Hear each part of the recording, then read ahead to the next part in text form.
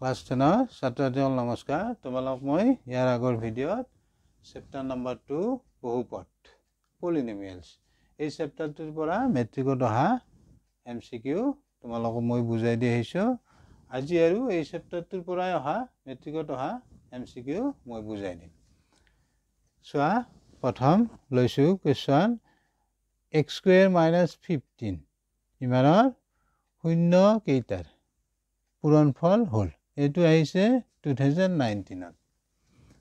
পূৰণফল দিছে তে তুমি প্ৰথম জানিব লাগিব সাধাৰণ দ্বিঘাত বহুপদ ax² bx + c ইয়াতে কন্ডিশন থাকিব a not equal 0 a ভ্যালুটো 0 হ'ব নোৱাৰে a 0 হলে এটো দ্বিঘাত বহুপদ হৈ নাথাকিব আৰু জানিবা তুমি a b c এই তিনটা ৰিয়েল নাম্বাৰ c টো কনস্ট্যান্ট নাম্বাৰ হ'ব আৰু a হ'ব x² ৰ হক b হ'ব x ৰ হক হলা বুজি আৰু যেহেতু চলকৰ ঘাত ইয়াত 2 আছে গতিকে ইয়াৰ শূন্যৰ সংখ্যা হ'ব দুটা থাকিব ধৰিলা শূন্য দুটা তুমি ধৰি ললা আলফা আৰু বিটা তেতিয়া শূন্য দুটাৰ যোগফল আৰু সহগৰ মাজৰ সম্পৰ্ক তোমালোকে পাইছা নিশ্চয় শূন্য দুটাৰ যোগফল আৰু সহগৰ মাজৰ সম্পৰ্ক এটো সবা এটো আমাৰ শূন্য দুটাৰ যোগফল আৰু সহগৰ মাজৰ ৰিলেশন a হ'ব x² ৰ হক b x ৰ হক এইটো ৰিলেশন তুমি মনত ৰাখিবা তাৰ পিছত শূন্য দুটাৰ পূৰণফল c/a এইটো ৰিলেশন শূন্য দুটাৰ পূৰণফল আৰু সহগৰ ৰিলেশন a x² ৰ হক c কনস্ট্যান্ট নাম্বাৰ ধ্ৰুবক পদ হলা বুজি এতিয়া আমাক দিয়া আছে সোৱা x² - 15 এটো এটা দ্বিঘাত বহুপদ ইয়াক আমি এটো হাৰিত সজাই লম x² + 0 * x এই টাৰ্মটো নাই আমি 0 দি সজাই ললো 15 এতিয়া কম্পেয়াৰ কৰা এটোৰ লগত সোৱা x ৰ হক a আছে ইয়াতে a ৰ ঠাইত 1 একনে মানে 1 a = 1 x ৰ হক b ইয়াতে সোৱা x ৰ হক কি আছে 0 অৰ্থাৎ b = 0 তেনেকৈ সোৱা এটো c ৰ ঠাইত 15 হলা এতিয়া আমাক সুধিছে শূন্য দুটাৰ পূৰণফল তে পূৰণফল তুমি সোৱা আলফা * বিটা c/a সবা এতিয়া c = কি পালা -15 a = পালা 1 এটো পালা -15 সোৱা আমি a = 1 পাইছো b = 0 c = -15 বহাই দিলা এটো -15 গতে আমি পালো অপশন a হল এটো the next question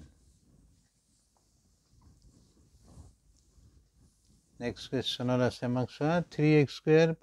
11x - 2 শূন্য দুটাৰ পূৰণফল এটো আহিছে 2020 তেটো সবা আমাৰ সাধাৰণ দ্বিঘাত বহুপদ এটো আৰু আমাক দিয়া আছে দ্বিঘাত বহুপদ ৰাখিত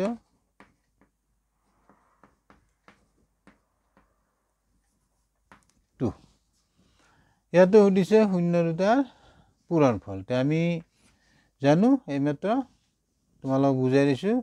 যেহেতু এটো দ্বিঘাত বহুপদ ইয়াৰ শূন্যৰ সংখ্যা দুটা হ'ব গতিকে আমি এটো দ্বিঘাত বহুপদ শূন্যৰ সংখ্যা দুটা হ'ব ধৰি ললা শূন্য দুটা আলফা আৰু বিটা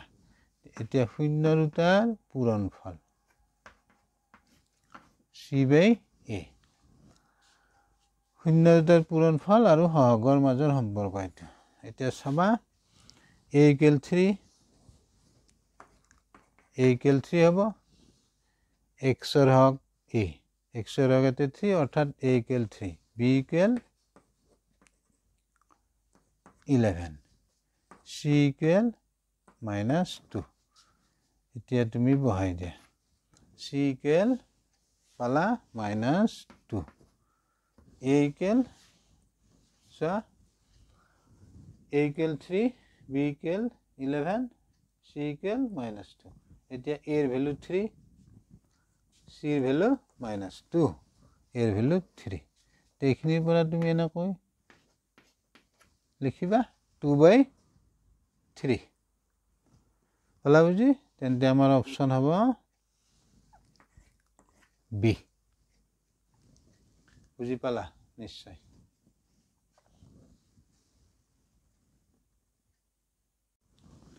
নেক্সট কোৱেশ্চন সবা তলৰ কোনটো বহুপদ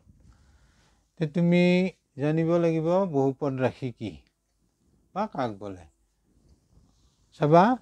যিবোৰ বীজগণিতীয় ৰাশিৰ চলকৰ ঘাত পূৰ্ণ সংখ্যা হয় পূৰ্ণ সংখ্যা আমি w ৰে বুজাম 0 1 2 3 এনেকৈ পাবা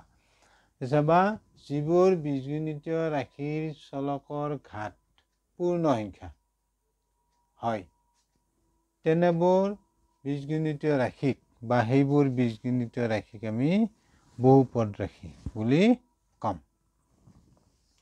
এতিয়া সবা বীজগণিতীয় ৰাশি কি আৰু যে চলক আৰু ধ্ৰুৱকৰ মাজত আমি যদি যোগ প্ৰক্ৰিয়া বিয়োগ পূৰণ হৰণ আৰু বৰ্গমূল চিন সংযুক্ত কৰি যদি আমি একতা ৰাশি লিখো তেতিয়া সেই ৰাশিসমূহক আমি কম বীজগণিতীয় ৰাশি তে চলক বা ধ্ৰুৱকৰ মাজত এই প্ৰক্ৰিয়াসমূহ সংযুক্ত কৰি আমি একতা ৰাশি লিখিব পাৰো এই ৰাশিসমূহক আমি কম বীজগণিতীয় ৰাশি হলা বুজি আৰু যিবোৰ বীজগণিতীয় ৰাশিৰ চলকৰ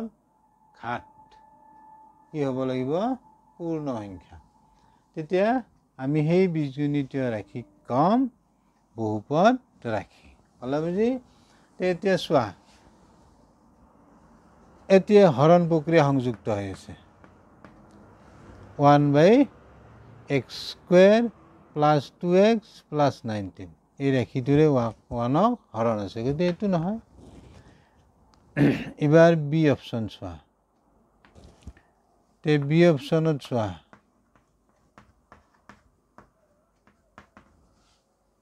চলকৰ ঘাত 2 আছে পূৰ্ণ সংখ্যা গতিকে এটো বহুপদ ৰাশি হ'ব নেক্সট ইয়াতে চোৱা 1/x + 19 ইয়াতে হৰণ প্ৰক্ৰিয়া সংযুক্ত হৈ আছে নহয় নেক্সট ইয়াতে চোৱা চলকত বৰ্গমূল চিন সংযুক্ত হৈ আছে গতিকে সিও নহয় ডিও নহয় আমাৰ শুদ্ধ উত্তৰ বি হলা বুজি তে নেক্সট চোৱা ইয়াছে মাক px equal bx² + 4 whole into b + 1 x + 1 বহুপদটোৰ এটা শূন্য 1 হয় তেন্তে bৰ মান হ'ব তেছো আমাক বহুপদটো দিয়া আছে px equal bx² 4 b + 1 আমাক বহুপদটো দিয়া আছে +1 এটা এটা শূন্য আমাক দিয়া আছে চোৱা 1 গতিকে আমি কি কৰিম x equal 1 বহাই দিম b into 1² 4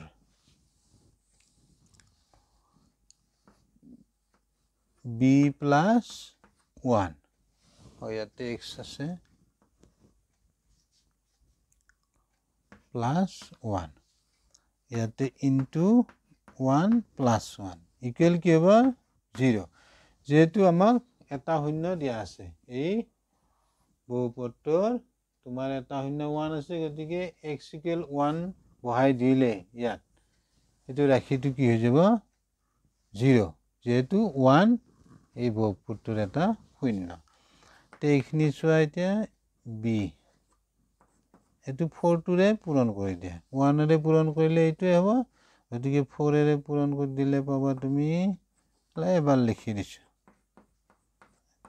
+1 0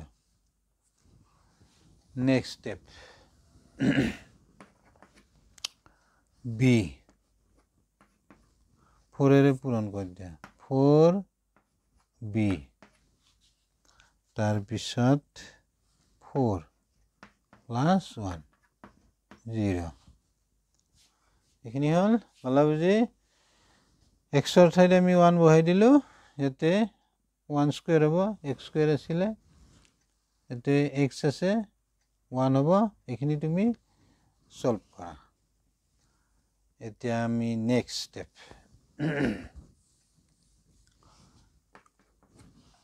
এতে সে বি এটা আছে এতে চাৰিটা আছে 5b হ'ব